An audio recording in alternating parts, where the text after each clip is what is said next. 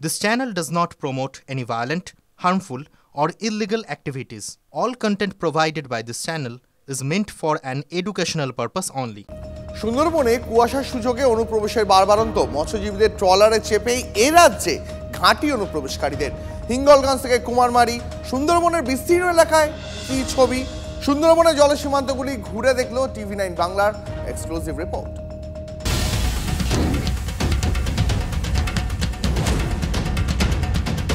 স্থলভাগের মতো জলপথ সীমান্তে নেই কোনো বেড়া।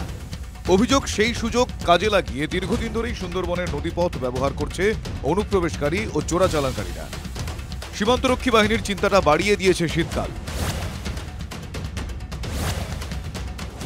फॉगी वेदर है, इसको भी भेद कर वो आगे की जो किसी तरह की भी एक्टिविटी है उसको पकड़ सकते हैं। बाकी इस तरह के चैलेंजेस सीजनल टाइप के आते रहते हैं। গোয়েন্দাদের অনুমান মৎস্যজীবীদের ট্রলার মাছ ধরার নৌকায় চড়ে ঢুকে পড়ছে বাংলাদেশের অনুপ্রবেশকারীরা। কুয়াশায় ঢাকা থাকে, মেঘাচ্ছন্ন থাকে, তো দেখা যায় না, সেই সময় বেরিয়ে আসে। বেশি দূর না দেখতে পারলে তো পারে আসবি। নজরদারি ঠিক কম আছে, যা আছে তোমার জয়গঞ্জ বাজার থেকে আছে, এধারে আসে না, কম আসে। হিঙ্গলগঞ্জ, কুমিরমারি, সন্দেশখালী থেকে হেমনগর, জলে ঘেরা সুন্দরবনের এই জনপদগুলিকেই বেছে নিচ্ছে অনুপ্রবেশকারীরা। পাতলা নদীর ওপর দিয়ে এই মুহূর্তে আমরা ধীরে ধীরে যাত্রীবাহী বোটে চড়ে সোজা এগিয়ে চলেছি কুমিরমারির দিকে। কিন্তু সেই কুমিরমারি যাওয়ার আগে এই মুহূর্তে আমাদের ঠিক বাঁ দিকে যে ড্রামগুলো দেখতে পাচ্ছি, এগুলো স্থানীয় বাসিন্দারা যেমনটা দাবি করছেন, এটা হচ্ছে তুষখালী এবং ধুচনিখালী এলাকা। আর ঠিক তার উল্টো দিকেই যদি তাকানো যায়, যদিও এই মুহূর্তে আমাদের ক্যামেরার লেন্সে স্পষ্টভাবে দেখানো সম্ভব হচ্ছে না, তার কারণ এতটাই কুয়াশা রয়েছে। এই যে বিস্তীর্ণ জলপথ, এই রাস্তাই কিন্তু চলে যাচ্ছে বাংলাদেশের দিকে। 10,000 বর্গ কিলোমিটার জুড়ে গড়ে ওঠা সুন্দরবনের 6,517 বর্গ কিলোমিটার রয়েছে বাংলাদেশে, বাকি অংশ ভারতের মধ্যে। দক্ষিণ 24 পরগনা জেলার সুন্দরবন জলসীমানা প্রায় 150 কিলোমিটার বিস্তীর্ণ। বড় অংশ রয়েছে উত্তর 24 পরগনায়।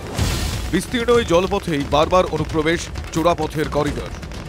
সম্প্রতি একের পর এক জঙ্গি গ্রেফতারিতে বাংলাদেশি জঙ্গি সংগঠনের সক্রিয়তা গোয়েন্দাদের চিন্তা বাড়িয়েছে।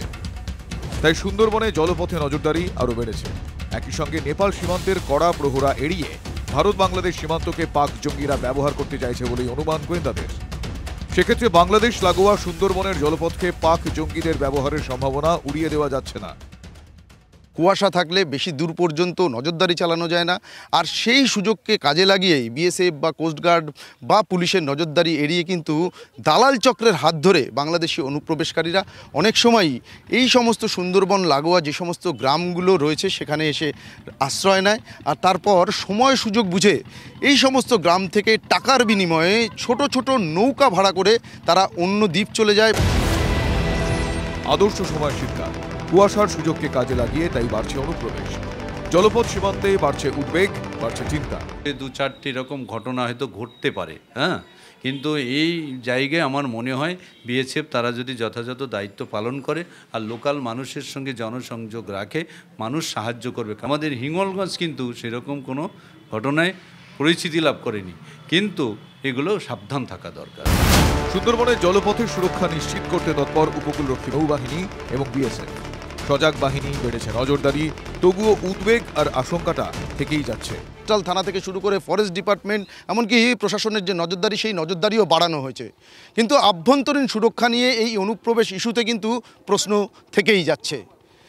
কুমিরমারি থেকে ক্যামেরায় বিনোদ সিংয়ের সঙ্গে সুপ্রিয় গুহ, টিভি9 বাংলা।